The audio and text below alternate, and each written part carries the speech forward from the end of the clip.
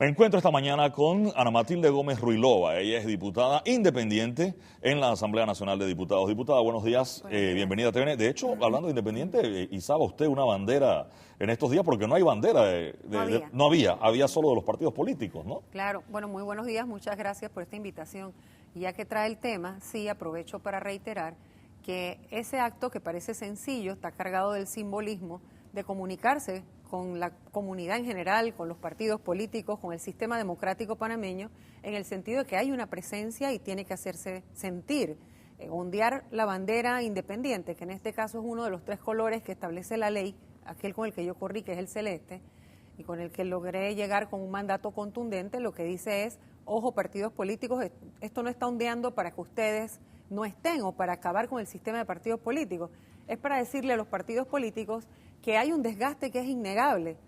Eso lo demuestra la cantidad de personas independientes que se inclinaron a participar, la cantidad de personas que votaron por independientes y el hecho de que un independiente haya llegado tan votado a la Asamblea, para que observen que hay un desgaste estructural que la gente ya se está cansando, ¿no? Entiendo que en realidad la papeleta dice libre postulación. Correcto. Yo creo que ese concepto es interesante porque yo conozco gente en partidos políticos que dicen yo soy independiente y conozco gente que corrió por libre postulación que tiene muy poco de independiente. Bueno, no es su caso, pero esa es parte de la historia o de lo histórico del momento y del evento.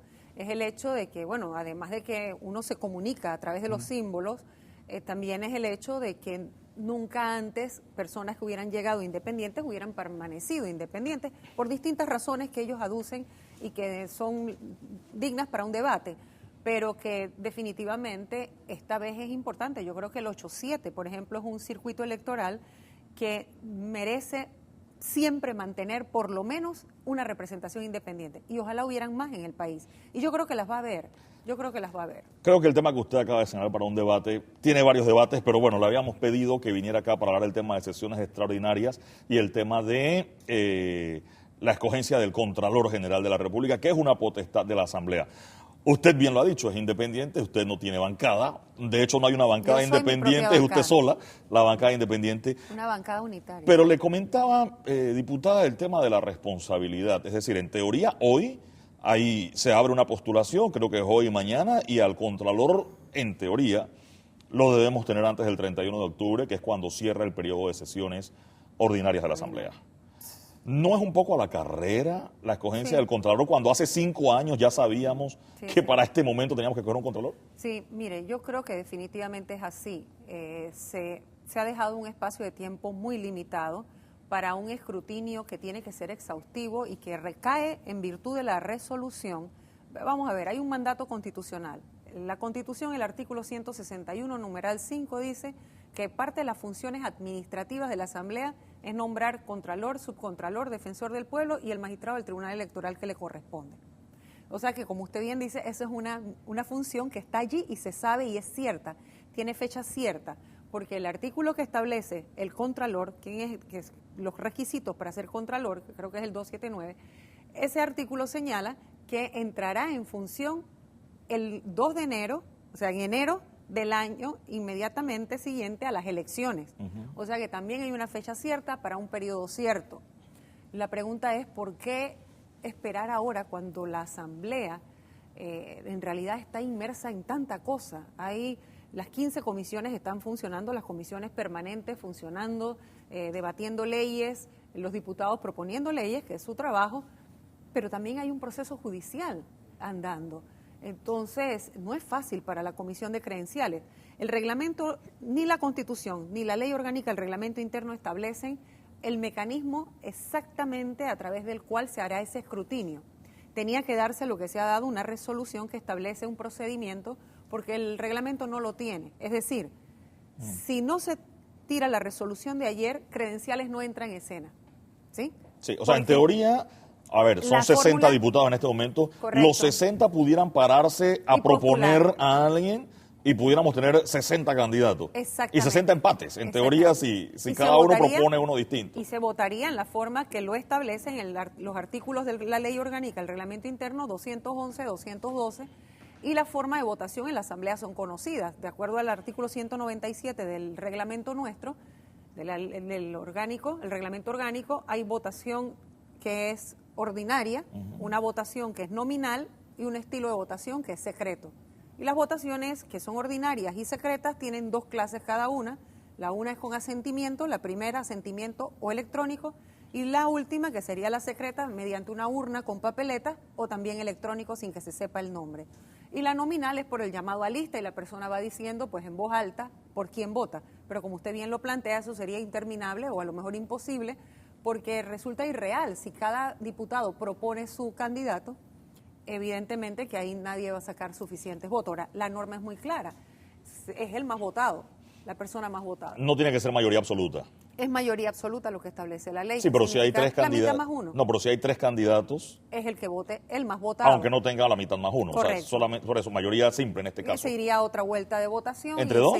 ¿Sí? ¿Hay que ir a una segunda vuelta en este caso? Sí, sale, o sea, si hay empate. Ok, si hay empate. Ajá. Entonces, evidentemente se seguirá votando hasta que haya uno que esté más votado. Pues. Sí, o sea, pero si hay 60 diputados en este momento y, a ver, 24 y 18 y 18, el de 24 es diputado aunque no tenga 31 votos. Así mismo. Bien, el tema del Contralor. Hay bancadas en la Asamblea, usted es bancada unitaria, como lo ha dicho. ¿Las bancadas están siendo responsables con este tema de la escogencia del Contralor? Yo no sé, los niveles de responsabilidad implican apreciaciones subjetivas. Y yo no sé cuáles son los debates que se dan dentro de las bancadas, porque evidentemente yo no tengo nada que ir a hacer allí. Lo que yo siento es que no había un ambiente. Todo parecía, había una intención, sí, muy clara del presidente de la Asamblea, eso me consta, de establecer una reglamentación, un procedimiento, que no es que no hay, había uno desde, creo, de la década del 90, sí. Es decir, se podía funcionar con ese también. Lo había mencionado él aquí, de una postulación, que la gente que quería hacer estuviera, y el que no estaba en la lista, en teoría no iba a ser para que no saliera ni un palo loco a última hora. Porque eso lo establece también la resolución que se aprobó ayer. Sí, pero sin esa resolución hubiera podido salir alguien de última hora. Pudiera ser postulado por un diputado, porque sin la postulación de un diputado no puede ser. La diferencia ahora es que la postulación tendrá que ser de aquella lista que envíe credenciales al Pleno, señalando que cumple con los requisitos. Ahora, los requisitos son mínimos, son los que están en la propia Constitución. Sí. Así que, evidentemente, después que una persona copia la cédula, que sea panameño, que no haya sido condenado por delito con pena privativa mayor de 5 años, creo que es contra la administración pública, son unos requisitos sencillísimos. Así que todas esas personas que han presentado sus aspiraciones tendrán que ir en esa lista. Ahora bien, ¿cuál es la realidad de eso? La realidad es que las personas, pienso yo, se abre una impresión de que todos van a tener igualdad de posibilidades, y yo creo que eso no es así. ¿No hay igualdad de posibilidades? No hay igualdad de posibilidades en función de que todos los que vengan independientemente de las propuestas que ya son manifiestas de los partidos políticos tienen sus bancadas, tienen su grupo de diputados y por lo menos tienen esos votos asegurados en teoría, porque obviamente en el Partido Revolucionario Democrático ha habido un fraccionamiento en cuanto a la intención del nombramiento de un contralor. Diputada, la escogencia del contralor es un tema constitucionalmente potestad de la Asamblea Nacional de Diputados. Así lo dice el artículo 161, numeral 5. Le voy a reiterar lo que le he dicho a casi todos los invitados que he tenido hablando sobre este tema, y es que Chinchorro Carles fue designación o era el favorito de Guillermo Endara. El señor Romero era el favorito de Ernesto Pérez Valladares. El señor Widen era el favorito de Mireya Moscoso. El señor Kuzniecki era el favorito de Martín Torrijos. Y la señora Gioconda de Bianchini era la favorita de Ricardo Martinelli. Es decir, todos los contralores que he conocido en este periodo democrático son escogidos por el presidente de la República. Y tristemente, pareciera que los presidentes no se atreven a delegar en la Asamblea verdaderamente la responsabilidad del mandato constitucional de que sea o al revés, espontáneo. Los presidentes no se atreven o la Asamblea no se atreve a exigir su derecho de ponerle al contralor al presidente. Pero es que yo creo que los presidentes siempre parten por delante, manifestando. También sería irreal pensar que el presidente no va a opinar al respecto. Eso en el país de las realidades no existe. Porque es un funcionario que tiene que ejercer controles, es un ente de control formal con mandato constitucional, con rango constitucional, para poder impactar directamente las decisiones sobre las finanzas públicas, sobre el manejo de las cuentas públicas y sobre los procedimientos que se van a usar en las cuentas de la nación. Ahora, no hay todas las ley instituciones. para todo eso, porque alguien me dice... Yo creo que los presidentes deberían evitar transmitir públicamente cuál es su inclinación, quién es, como usted dice, el candidato favorito del presidente. En teoría yo no recuerdo, eso no debería ser. Yo no he escuchado a Juan Carlos Varela decir que Federico Humbert es su candidato, pero todo el mundo sabe, como dice, no tiene marca, pero todos saben que es policía. O sea, todo el mundo sabe que el presidente Varela tiene un candidato. Bueno, cuando las cosas ocurren de esa manera, se distorsiona el sistema, porque entonces, ¿qué ocurre? Le toca al presidente de la República o al candidato ese supuesto empezar a hacer los contactos políticos para buscar un voto que es político. Entonces, por eso usted ve, por ejemplo, yo al señor Bernabé Pérez lo veo a cada rato, está siempre en la asamblea. Yo asumo que él está buscando sus votos, ¿verdad? ¿Ha conversado con usted? ¿Le ha pedido el voto? No. ¿No le ha presentado su plan de trabajo o algo para decirle? Hombre, eso sería irreal. Evidentemente que yo no me voy a inclinar por la figura de Bernabé Pérez, porque es una persona que sale de un conflicto dentro de una bancada de un partido representado en la Asamblea de Diputados. Así que para mí tiene un pecado original esa candidatura, independientemente de las calificaciones que uno pudiera hacer. Hay ya una distorsión, porque es una persona que no surge con los mejores intereses de la nación. Yo considero que el procedimiento se daña en la medida que dentro de las facciones políticas que hay en la Asamblea, el nombramiento del Contralor permite espacios para negociaciones. Ahí es donde se daña eso todo. voy, hábleme de eso. Ayer había una caricatura del amigo Vic que hacía ver una feria y le tiraban maletines a un diputado, tumba al diputado para escoger más o menos un contralor. O sea, esta figura de maletinazos, hace 10 años creo que hablan de mameyes, y se han usado distintas palabras para este tema. Yo pienso que concordatos bajo la mesa. Todo esto se origina, pienso yo, en esa disfunción estructural que tiene el partido en el gobierno. Evidentemente, si ellos tuvieran más votos y tuvieran que hablar con menos personas de otras bancadas o de otras inclinaciones políticas, no se darían estos problemas. Al ellos tener tan poquitos votos, su pretensión desde el punto de vista legislativo, desde el punto de vista de acciones políticas, se ve forzada a tener que conseguir los consensos. Pero entonces ahí viene ¿Qué significa histórico? consenso? Yo la definición de consenso todavía la del diccionario no se parece a la... Claro, consenso viene la es que hay para mí. pregunta, ¿cómo yo logro este consenso si tengo una cantidad de comportamientos históricos políticos que te inclinan a pensar que el consenso no es debate y negociación, es negociación y entonces aprobación? O sea, ¿qué negocio? ¿Qué consigo? Sobre todo cuando tienes un sistema tan perverso desde el punto de vista del ejercicio político, que es clientelar y que el ciudadano está esperando que el diputado le dé respuestas inmediatas, no respuestas a largo plazo, sino respuestas inmediatas, estilo un sepelio o estilo cositas como esas, una cancha de fútbol, etcétera. Mientras el ciudadano esté esperando y le exija a su diputado ese tipo de actuaciones, está forzando al sistema a que ese diputado cuente con los recursos económicos para dar esa respuesta. Y mientras el diputado se quiera reelegir sobre la base de un elector que solamente está pensando en la inmediatez, también el diputado se ve forzado a un comportamiento clientelar, un comportamiento populista, un comportamiento que lo obliga a estar pegado de quien reparte el dinero o quien tiene el poder para que él resuelva esas necesidades. O sea que el sistema todo necesita una refundación porque está distorsionado. Por favor, ayúdeme. Yo sé que usted no me crea a mí tan inocente, pero... No, es que no entiendo algo, es que no estoy entendiendo algunas cosas. A ver, el Contralor gana $7,500 al mes, no sé cuánto, por ahí. Y uno como funcionario, en teoría, o eso entendí yo, solo puede hacer lo que dice la ley. Entonces, ¿por qué es tan importante o por qué hay este tema para escoger un contralor o por qué hay tanta plata de por medio como dicen que hay? A mí no me consta que haya tanta plata de por medio para un salario que va a ser de $7,500 al mes y donde incluso el contralor no decide las partidas ni quién le queda a cada cosa. A ver, y si a mí me ordenan una compra de $1,000 millones, pero cumple con todos los requisitos que dice la ley, yo la hago. O sea, ¿por qué hablan, por ejemplo, de un contralor complaciente con el presidente Si no hace lo que dice la ley, no puede, o sea, no es cuestión de complacer o no. Oye, pero yo creo que la historia nos ha demostrado que cuando se tienen servidores públicos que caen en actos de corrupción o que tienen endebles estructuras éticas, cuando usted tiene un servidor público que llega con altos compromisos políticos y tiene la inclinación, por ejemplo, a negociar con su propio puesto, ¿cómo? Que si usted es un contratista y tiene que con la nación, o usted tiene una cuenta nacional que hay que pagarle y es una cuenta que la dejamos abultar, que la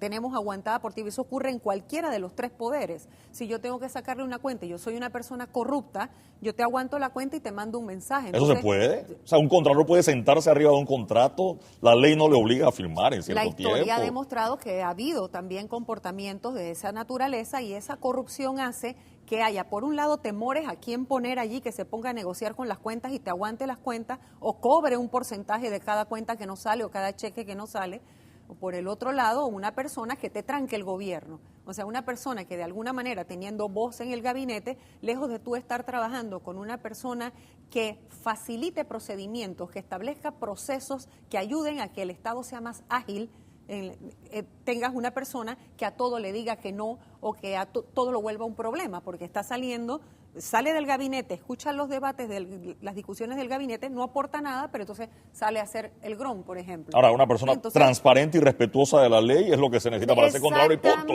Exactamente, o sea, debería haber un sistema. Es tan difícil alguien transparente y respetuoso de la ley. Que uno proponga diputada. a un ciudadano, mire, y la verdad que la tristeza es que varios ciudadanos se han acercado, por lo menos a la curul independiente que yo represento, a traer sus currículum, y son personas que tienen idoneidad profesional, tienen trayectoria pública, profesional y privada, que uno pensaría, ¿por qué no se podría trabajar bien con con esta persona? Con este candidato. Con este candidato o candidata. Y que hemos visto varios que han incluso hecho manifestaciones públicas de postulación o de aspiración. Y uno pensaría y se preguntaría, ¿por qué le es tan difícil a los políticos que están representando las fuerzas políticas en la Asamblea, que es donde tiene que darse el procedimiento, convencer al presidente de que con una persona como esa se puede trabajar, si esa persona nunca ha dado muestras públicas ni privadas de corrupción? Entonces, ¿por qué? ¿Por qué prefieren, por qué ese compromiso de alguien con el que el presidente es el que se siente cómodo?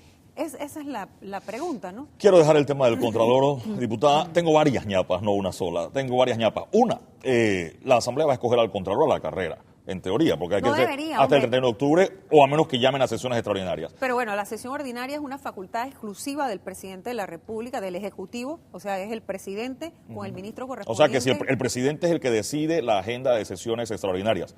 Si la Asamblea no escoge al contralor de aquí al 31 de octubre, en teoría la Asamblea sola no pudiera hacerlo, a menos que el presidente le diga o lo incluya en sesiones extraordinarias de escogencia del contralor. Quedaría la Asamblea hasta el 1 de enero para escoger al nuevo contralor. Bueno, a menos que el presidente se lo pida en sesión extraordinaria. Para mí eso sería el fracaso de la primera, el primer periodo sería la primera legislatura, las legislaturas se componen de 4 meses, esta sería un fracaso de esta primera legislatura, me parece a mí, tener que llegar a enero, pero como usted señala, las sesiones extraordinarias que están en el artículo 149 de la Constitución, dice, también se reunirá la Asamblea Nacional en legislatura extraordinaria cuando sea convocada por el órgano ejecutivo y durante el tiempo que éste señale, para conocer exclusivamente de los asuntos que dicho órgano someta a su consideración. La otra ñapa sería mucho tiempo para considerar.